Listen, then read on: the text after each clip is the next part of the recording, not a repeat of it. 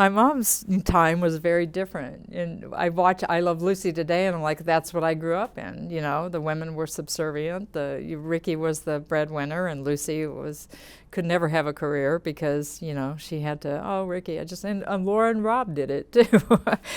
But, you know, my mom, if she struggled because I think she never could find her true self in that, but like truly what she wanted to do in life. But she was truly a kind and compassionate human being. So she basically, you know, that's what I got from her. My dad saved all the animals. I'm pretty sure that's where it started. There's a photo of me when I was about probably 5 years old, and I have a red wagon, and it's got about 10 puppies in it. I have no idea what happened that day. And I'm wearing a triangle paper hat, and I don't know like what happened, where I'd been, why I had a wagon load of puppies. But I used to come home with animals all the time, and my dad would be like, "Fuck no, you can't have a dog. Which one do you want?" You know, and then my mom was always just sort of she just sort of went along with things. But she was tough too. There's pictures of her when she was younger. I've got some great photos of her with a.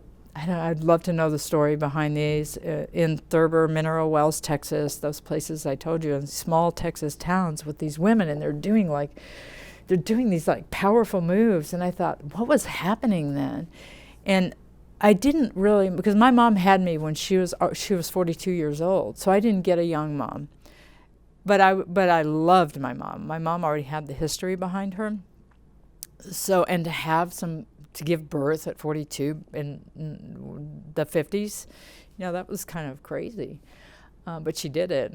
And I found her very powerful for just that. And then she always encouraged me to be who I was and to be true to myself. And you know, she still sort of let my dad rule the roost, basically, because that's just how conditioned people were during that time.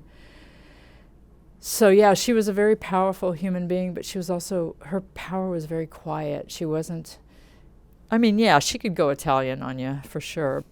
She really was always very steady on some level, you know, and she just kept me, she had a calm. And then as she got older and I started caring for her, because then she couldn't walk, she developed like a sort of a Parkinson's-like disease, and she really couldn't get around. So I tried to take care of her, and then, you know, it became I couldn't work and do that at the same time, which is a situation that we all face here, I think, at some point. And so I found this. We were living in Seattle at the time. I moved my parents there with me at the time. I lived there for about 5 years, and my dad passed away during that time of lung cancer. And so I took care of my mom. I took care of him for about a few months of his life there, and then after he passed, you know, they'd been together forever, so she really needed me, and we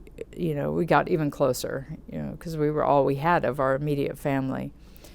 And so we did a lot of great things in those late years, you know, where we went and drove around Seattle and looked at eagles, and sometimes the eagles actually weren't there. My mom thought she saw eagles, and we'd be like, yeah, Mom, those are eagles. Sure.